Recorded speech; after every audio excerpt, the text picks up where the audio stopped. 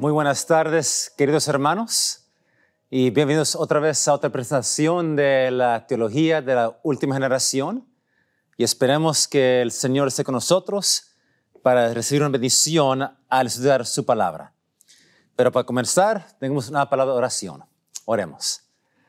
Señor, te damos gracias porque nos das el privilegio de poder estar aquí por medio de esta tecnología para presentar tu palabra, tu verdad para este tiempo.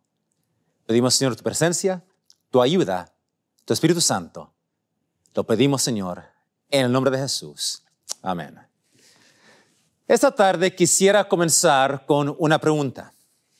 Y la pregunta es, ¿cuándo es que se formuló el plan de la salvación?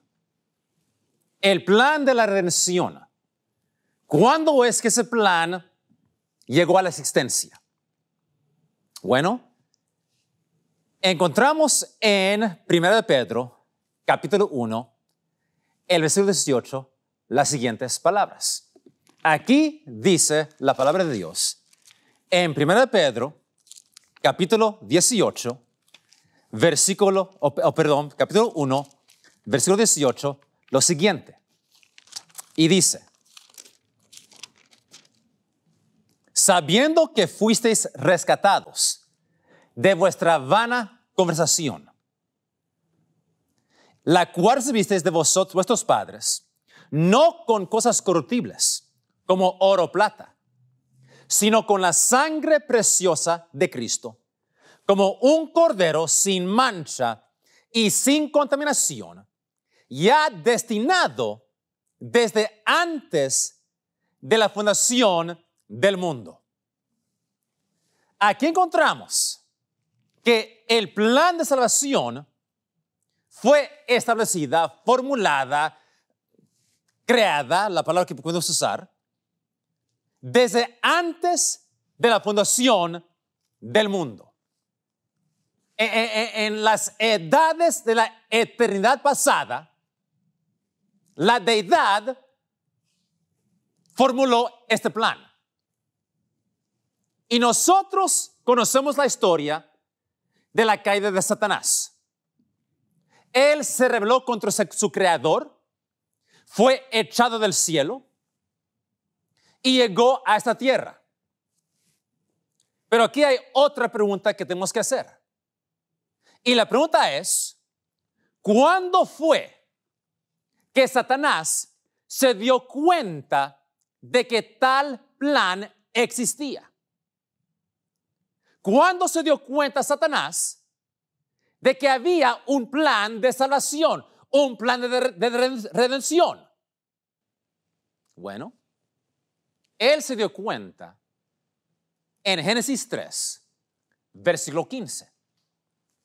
Un texto conocido, la Biblia dice en Génesis 3, versículo 15, dice lo siguiente. Dice, y pondré enemistad entre ti y la mujer, y entre tu simiente y la simiente suya. Esta te herirá en la cabeza, y tú le herirás en el calcañar. En otras palabras, el Señor dijo a la serpiente, serpiente, va a haber guerra entre tú y la mujer. Y en esta guerra, un día, la simiente va a llegar. Y cuando la simiente llegue, va a haber un gran conflicto, una gran batalla. Y en esa batalla, tú, serpiente, vas a herir el calcañar de la simiente, pero en el proceso, la simiente va a aplastar tu cabeza. En otras palabras, serpiente, cuando la simiente llegue, para ti se acabó. Y es aquí cuando Satanás comenzó a entender por primera vez el plan de salvación. Y cuando él vio el primer sacrificio que Adán hizo en Génesis 3, Satanás entendió de que ese cordero representaba el segundo miembro de la deidad. Y mientras Satanás escuchaba de este plan, Satanás comenzó a ser estudiante de este plan. Él estudió, analizaba este plan y él vio los símbolos. Y entendió que estos símbolos enseñaban claramente lo que Dios iba a hacer. ¿Y qué iba a hacer Dios? Dios iba a mandar al segundo miembro de la deidad a este mundo. Y en este mundo, el segundo miembro de la deidad iba a venir y hacer combate contra él en su territorio.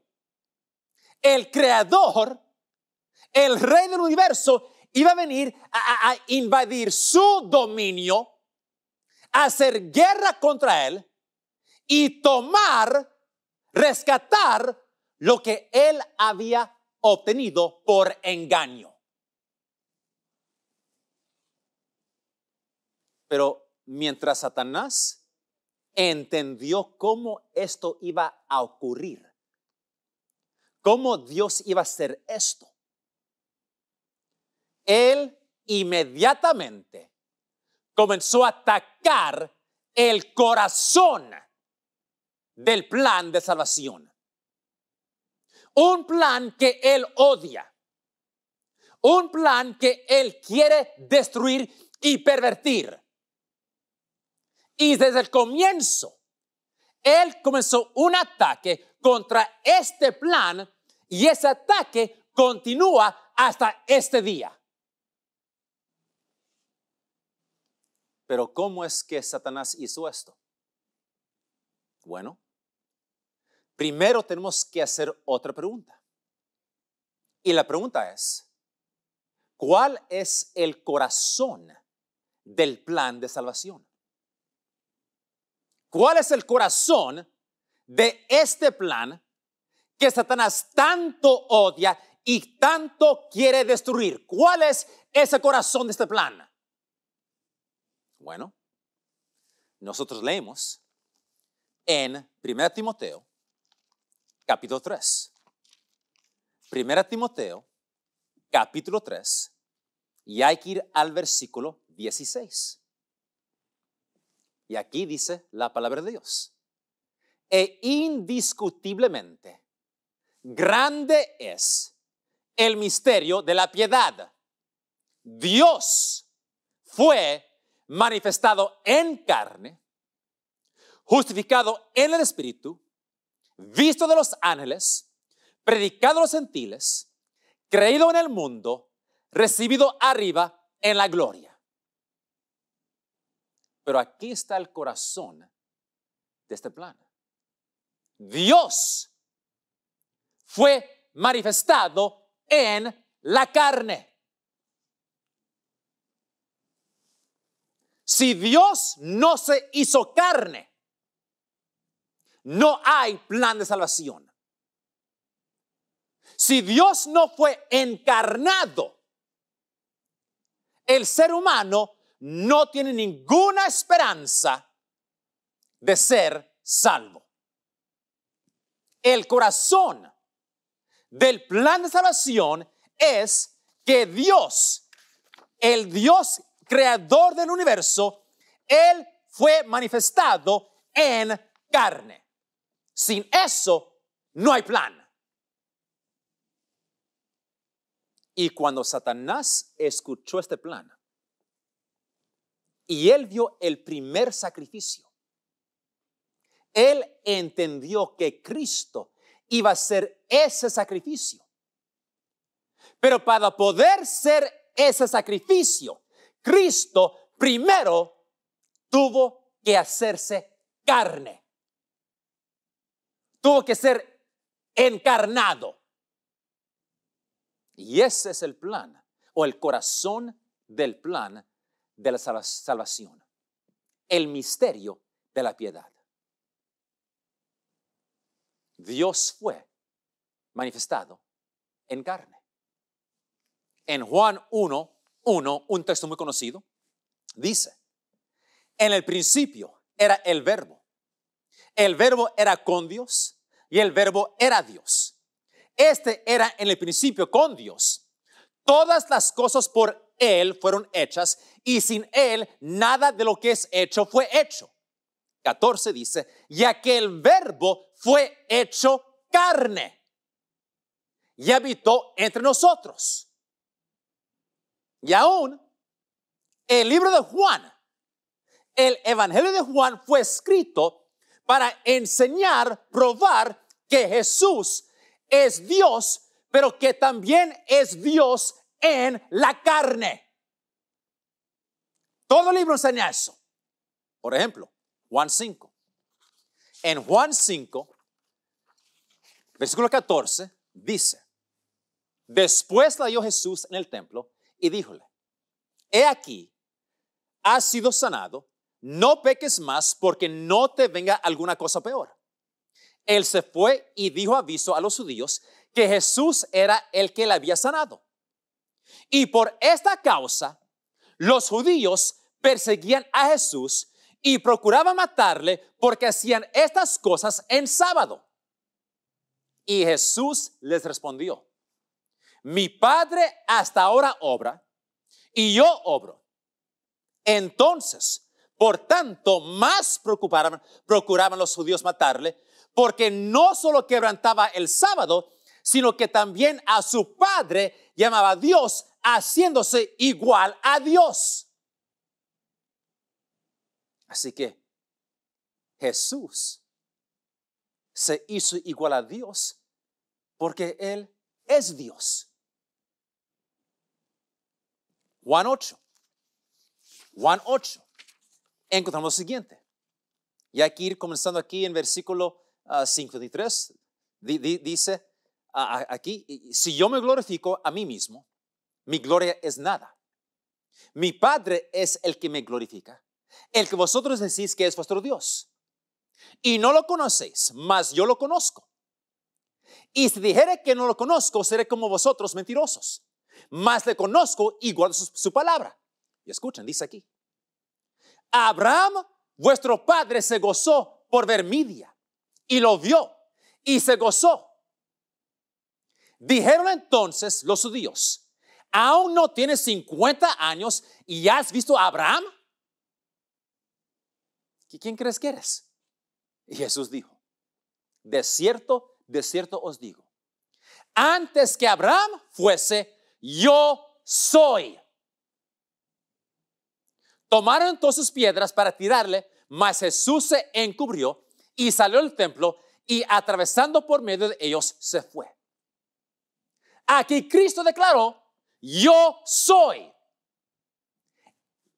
En otras palabras, aquel Dios que se le apareció a Moisés en el desierto, ese Dios, el que dijo que yo soy el que soy, Cristo dijo: yo soy ese Dios. Y por eso los judíos lo querían apedrear. Juan 10, 30-33 dice: yo y el Padre una cosa somos. Entonces volvieron a tomar piedras los judíos para apedrearle. Respondióles Jesús: muchas buenas obras os he mostrado de mi Padre. ¿Por cuál obra de esas me apedráis? Respondieron los judíos diciendo: por buena obra no te apedreamos, sino por blasfemia, y porque tú, siendo hombre, te haces Dios. Jesús plenamente dijo: yo soy Dios. Porque era Dios. Vamos a Juan 20. Juan 20:27. Dice: después de la resurrección, Jesús aparece. Luego dice a Tomás, mete tu dedo aquí y ve mis manos y alarga acá tu mano y métala en mi costado y no seas incrédulo, sino fiel. Y noten cómo Tomás respondió. Entonces Tomás respondió y díjole, Señor mío y Dios mío. Todo el libro de Juan enseña que Cristo no solamente es Dios, pero que Cristo es Dios en la carne. Y cuando Satanás se dio cuenta de este plan, él comenzó a atacar este plan directamente. ¿Y cómo lo hizo? Génesis 12. Génesis 12 encontramos el llamado de Abraham. Génesis 12, 1 dice, empero Jehová había dicho a Abraham, vete de tu tierra y de tu parentela y de la casa de tu padre a la tierra que te mostraré. Y haré de ti una nación grande y bendecirte he y engrandeceré tu nombre y serás bendición. Así que Abraham, vete de tu casa, tu parentela y tu tierra. Ahora pregunta, ¿por qué es que Dios le pidió a Abraham hacer esto? ¿Por qué? La respuesta se encuentra en Josué 24. Josué 24, versículo 2, dice, y dijo Josué a todo el pueblo, así dice Jehová, Dios de Israel, vuestros padres habitaron antiguamente de esa otra parte del río, es a saber, Taré, padre de Abraham y de Nacor, y servían a dioses extraños. Ellos servían a dioses falsos y para poder Dios cumplir su propósito por medio de Abraham, Abraham tuvo que salir de la influencia de aquellos que están bajo la influencia de dioses falsos. Pero ahora viene la pregunta muy importante. ¿Qué es lo que se creía de los dioses falsos? Es un concepto que todo el mundo pagano tiene sobre los dioses falsos. ¿Qué se creía de los dioses falsos? Se creía que los dioses no podían vivir en la carne. Porque la carne es pecaminosa, la carne es corruptible, la carne es mala. Los dioses simplemente no pueden vivir en la carne. Y eso lo encontramos en la Biblia, en Daniel 2. Daniel 2, versículo 10, dice, los caldeos respondieron delante del rey y dijeron, no hay hombre sobre la tierra que puede declarar el negocio del rey. Demás de esto, ningún rey, príncipe ni señor preguntó cosa semejante a ningún mago, ni astrólogo, ni caldeo. Finalmente, el negocio que el rey demanda es singular, ni hay quien lo pueda declarar delante del rey, salvo los dioses cuya morada no es en la carne. La creencia pagana es que los dioses no pueden vivir en la carne. Después de la cruz, cuando el verbo se hizo carne, cuando Dios fue manifestado en la carne, después que el evento ocurrió, encontramos otro ataque contra esta verdad que se encuentra en el gnosticismo.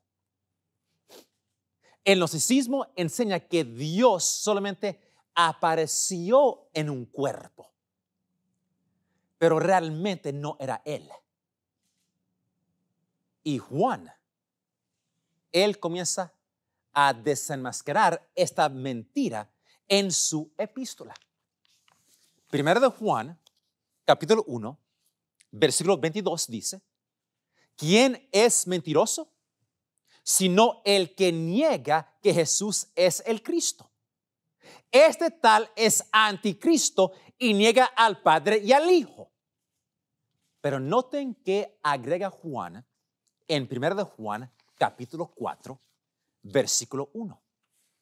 Dice, amados, no creáis a todo espíritu, sino probad los espíritus, si son de Dios.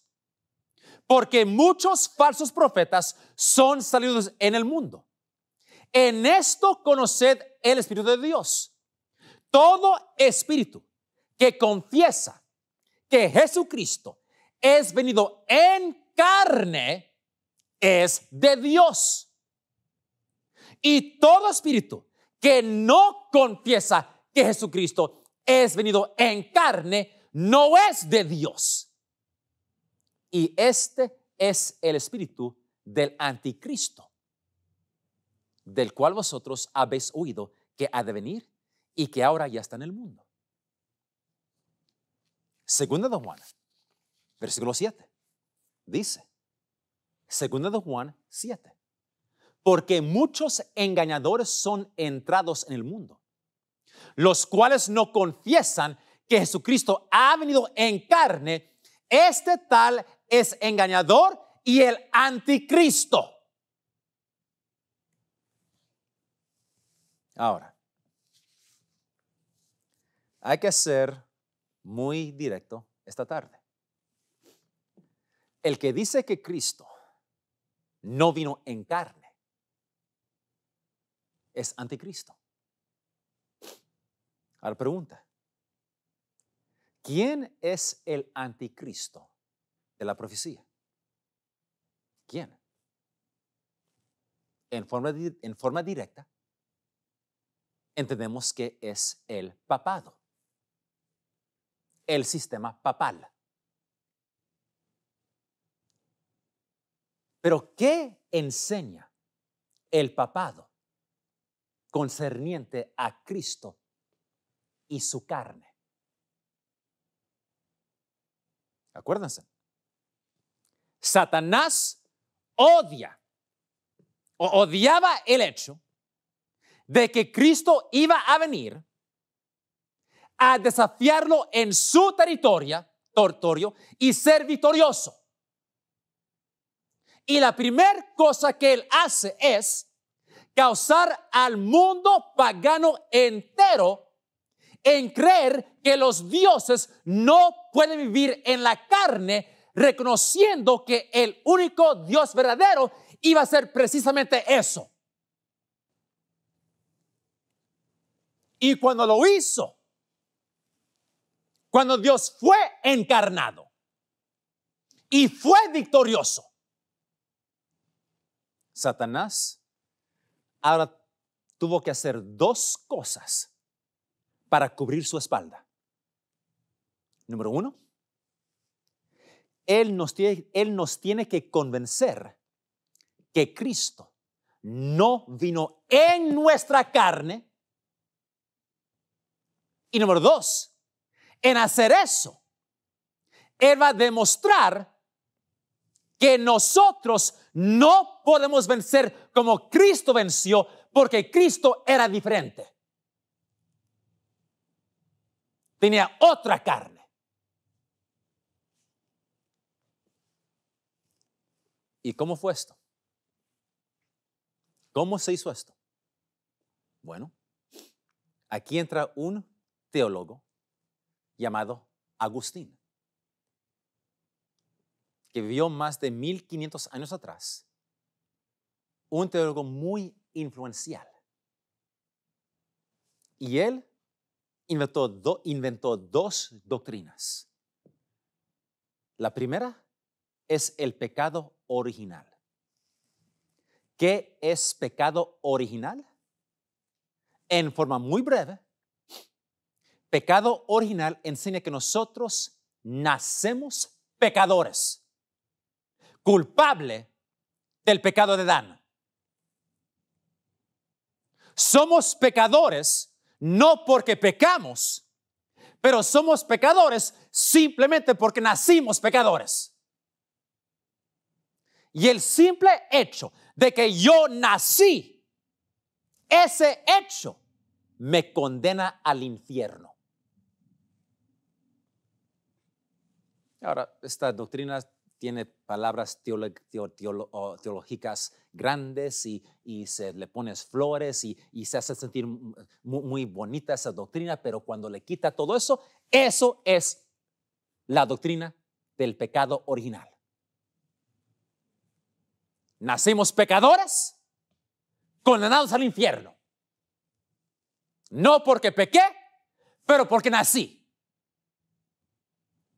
Ahora, si esto es verdad,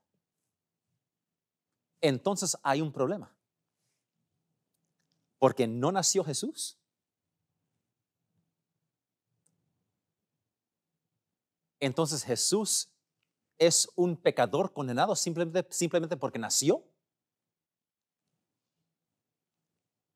Así que, si el pecado original es verdad, es imposible que Cristo pudo venir en nuestra carne, porque eso lo va a convertir a un pecador condenado. Pues, porque no podemos tener eso, Agustín literalmente inventó otra doctrina que se llama la concepción inmaculada. Y muchos equivocan pensando que eso se aplica al nacimiento de Cristo. Eso se aplica al nacimiento de María. Y enseña que cuando María nació, ella nació sin pecado original. En otras palabras, María nació en la misma condición que Eva tenía antes de pecar. Y entonces, por eso, cuando Cristo nació de María, Él nació sin pecado original, en la misma condición que Adán tenía antes de pecar. Y por eso, no solamente María, pero también Cristo pudieron tener victoria contra Satanás y sus tentaciones. Leo de una enciclopedia católica, dice: María tuvo un verdadero padre, una verdadera madre, como cualquier otra mujer. Pero ella no contrató el pecado original cuando fue concebida en el vientre, y en esto ella es diferente de todos los descendientes naturales de Adán. Esta doctrina, los fieles siempre la han creído. Es central en la creencia de Nuestra Señora y su triunfo sobre el diablo, su libertad de cualquier clase de pecado y su completa gracia.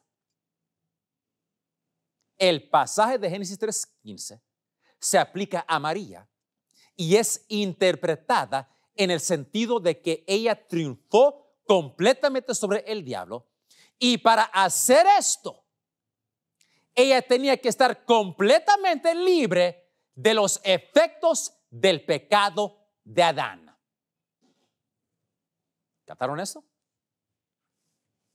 Así que para tener victoria contra el diablo y las tentaciones, Eva y Cristo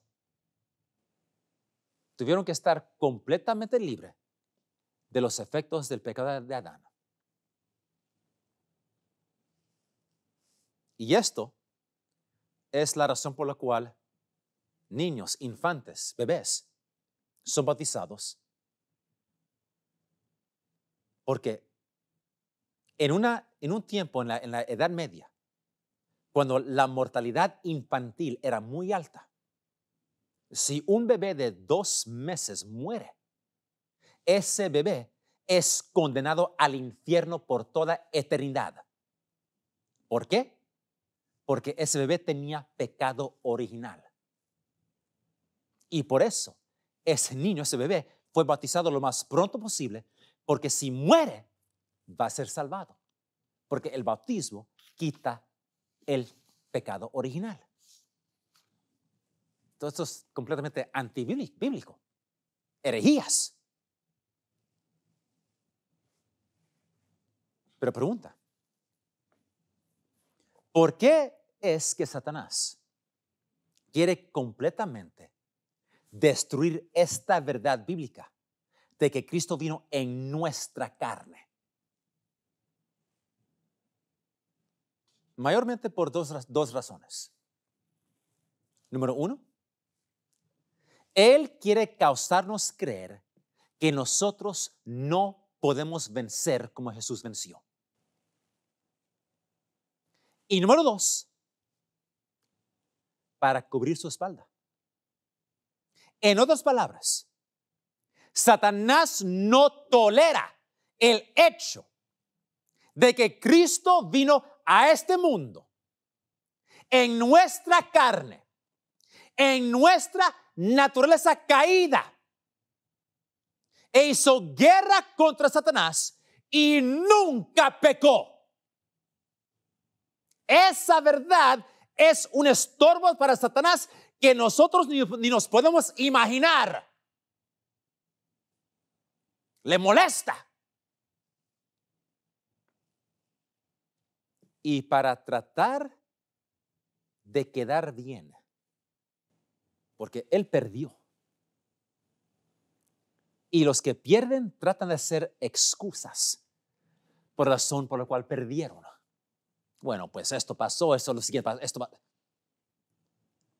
Y para quedar bien, Satanás, él nos causa creer que Jesús no fue completamente como nosotros, pero fue diferente. Y porque él fue diferente, entonces es razonable, aceptable de que Jesús venció, pero nosotros no podemos vencer.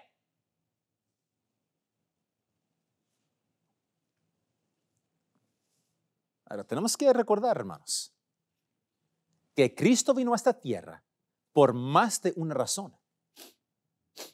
Él no vino solamente para morir por nuestros pecados, pero Él vino para contestar las acusaciones, los cargos que Satanás hizo contra Dios delante del universo. Y uno de esos cargos, acusaciones, es que Dios es injusto, porque Él da una ley que es imposible guardar. Pero esto es lo que Cristo hizo en nuestra naturaleza caída. Y esto es un hecho, una verdad que Satanás no puede tolerar. Leemos en Patriarcas y Profetas, Pánico 54, dice: pero el plan de redención tenía un propósito todavía más amplio y profundo que el de salvar al hombre. Cristo no vino a la tierra solo por este motivo. No vino meramente para que los habitantes de ese pequeño mundo acatasen la ley de Dios como debe ser acatada, sino vino para vindicar el carácter de Dios ante el universo. Desde el principio, el gran conflicto giró en derredor de la ley de Dios. Satanás había procurado probar que Dios era injusto, que su ley era defectuosa y que el bien del universo requería que fuese cambiada.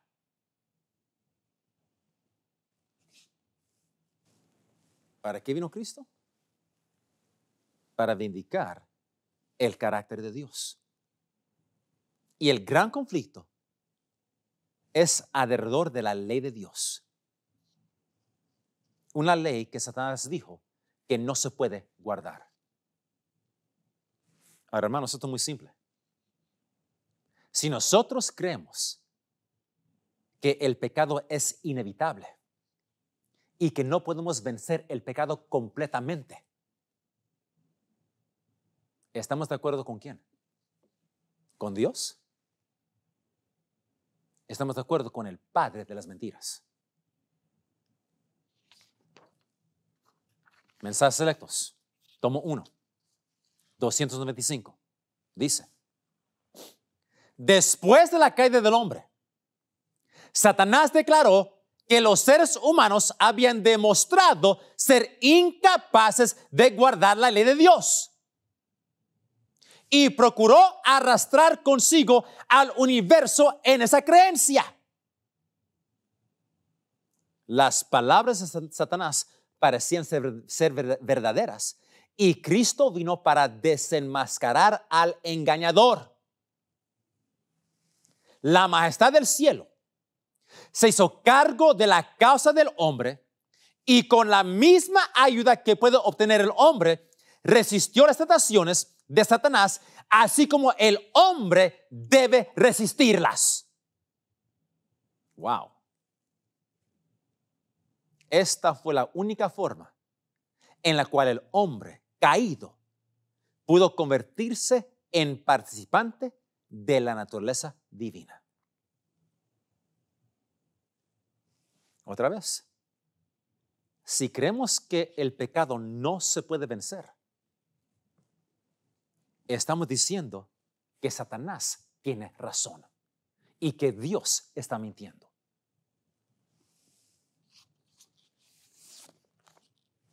Manuscrito 165, 1899. Dice: en los concilios del cielo se estableció que la cruz fuera el medio de la expiación. Debía ser medio divino de ganar a los seres humanos para Cristo. Él vino a este mundo para demostrar que en la humanidad podía guardar la santa ley de Dios. Hermanos, estas citas son clarísimas. ¿La creemos o no la creemos? Una cita más aquí. Review and Herald, enero 23, 1900. Dice: Mateo, Marcos, Lucas y Juan, todos testifican que judío, gentil, sacerdote y pueblos, reyes, gobernantes, todas clases y lenguas fueron representadas en rechazando a Cristo, un hombre que era inocente y contra quien no había evidencia. Él vino a este mundo para vivir la ley de Dios en naturaleza humana. Él vino para testificar a mundos no caídos, a serafín, querubín, ángeles y al hombre, que la rebelión de Satanás contra Dios y su ley está sin fundación y sin excusa, que en su ley Dios ha revelado su carácter. Este carácter Cristo representó por vivir esa ley, por la cual vindicó la ley y demostrando la inmutabilidad de la ley. Esto Satanás no puede tolerar. Él no pudo soportar la idea de que iba a perder todo lo que trató de hacer en el cielo y en tratando perdió el cielo mismo. Él y sus ángeles malignos se unieron en un compañerismo desesperado con los hombres malos. Ellos resolvieron de usar todo su poder y energías corrompidas para apagar en este mundo la luz de la verdad. El hecho de que Jesús vino en nuestra carne caída, pecaminosa, y vivió una vida completa de victoria contra el pecado, comprobó que Satanás es mentiroso. Enseñó que los cargos contra la ley de Dios son falsos. Y como cualquier persona consentida, que cuando pierden, ellos tratan de hacer excusas para quedar bien. Satanás inventó excusas. Y mientras Satanás ya no puede quedar bien ante el universo no caído, él trata de quedar bien ante el ser humano, causándonos creer que Dios o que Jesús hizo lo que hizo porque su naturaleza era diferente que la de nosotros, y por lo cual Él pudo vencer, pero nosotros no. Y si creemos eso, Satanás queda bien. Pero hermanos, yo creo que es tiempo que nosotros comprobemos que Satanás es mentiroso. No solamente en creer la verdad sobre la humanidad de Jesús, pero también en vivir la misma vida de victoria que Jesús vivió. La vida de Cristo enseña que se puede hacer por medio de su gracia y la presencia del Espíritu Santo en nuestras vidas. No creamos las mentiras del pecado original. Porque esta cosa aquí de la naturaleza de Cristo viene desde ese entonces. Eso no se encuentra en la Biblia. Y notemos qué tan cuidadoso, qué tan clara aquí es el espíritu de profecía. Deseo Adolescentes, página 32, dice: habría sido una humillación casi infinita para el Hijo de Dios revestirse de la naturaleza humana, aun cuando Adán poseía la inocencia del Edén. Así que si Cristo hubiera venido como Adán antes del pecado, eso hubiera sido una humillación casi infinita para Cristo. Pero Jesús aceptó la humanidad cuando la especie se hallaba debilitada por 4,000 años de pecado. Como cualquier hijo de Adán, aceptó los efectos de la gran ley de la herencia. Wow. Esto es muy importante, porque muchos creen que Cristo, sí, Él vino en nuestra carne, nuestra pecaminosa, pero Él solo tomó las pasiones inocentes. En otras palabras, a Jesús le dio hambre, se cansó, le dio sed, le dio sueño. Pero eso no son los efectos de la gran ley de la herencia.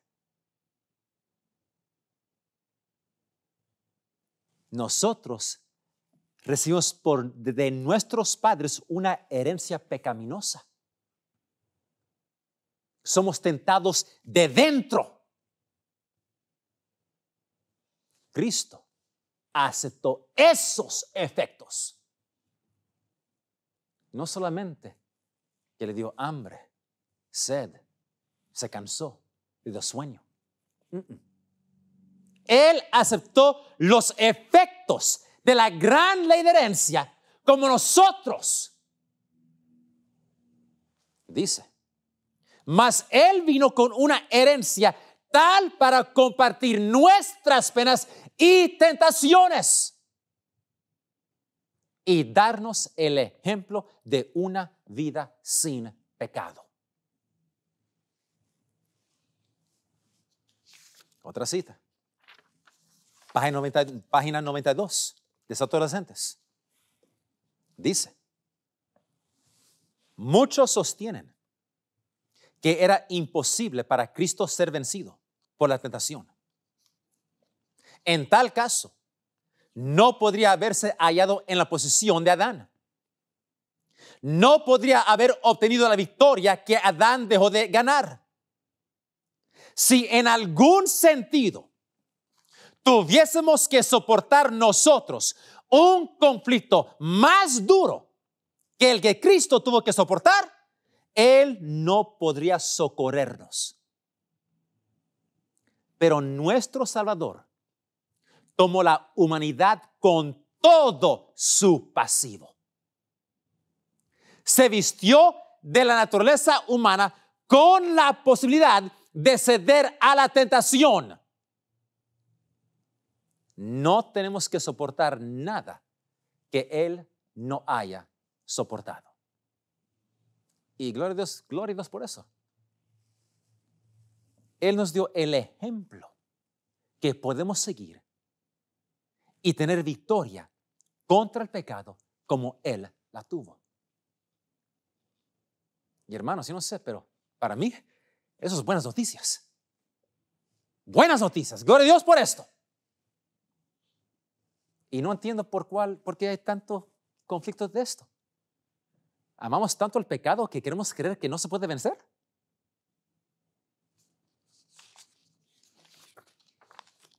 Otra cita. Dice, debe revelarse diariamente la compasión del Salvador. Debe seguirse el ejemplo que Él dejó. Noten. Él tomó sobre su naturaleza sin pecado nuestra naturaleza pecaminosa para saber cómo socorrer a los que son tentados. Y si Cristo no fue tentado, como yo soy tentado, ¿cómo Él me puede ayudar a socorrer? Por eso, hermanos, nadie va a poder decirle a Cristo, Señor, tú no sabes lo que es ser. Tú no sabes cómo es ser tentado. No sé. ¿No? Claro que sí lo sabe. Por experiencia lo sabe. Y por eso Él nos puede socorrer cuando somos tentados. Otra cita. Era en el plan de Dios que Cristo tomara sobre sí mismo la forma y naturaleza del hombre caído. No a medias, pero completamente. Otra cita. En inglés, Our High Calling, página 57. Cristo era sin pecado y no tenía ninguna de las consecuencias pavorosas del pecado, solo con una excepción. Su naturaleza era como la de nosotros. Ahora esto lo creemos o no. Pero si en una naturaleza como nosotros, Cristo venció el pecado, eso indica que nosotros también podemos hacer lo mismo. Dos citas más. Dice, Review and Herald, diciembre 15, 1886. Cubierto en los vestimientos de humanidad, el Hijo de Dios bajó al nivel de aquellos que deseaba salvar. En Él no había ningún pecado. Él era siempre puro y sin contaminación, pero aún tomó sobre Él nuestra naturaleza pecaminosa. Muchos quieren hacer gimnasia teológica aquí y decir, bueno, pues, pero paró solamente con las pasiones inocentes, tuvo hambre, le dio sed, se cansó, le dio sueño, a lo mejor se enfermó con un catarro, una gripa. No. Pero eso no es lo que enseña la inspiración. Él tomó nuestra naturaleza pecaminosa. Él aceptó los efectos de la gran ley de la herencia. Él recibió de sus padres.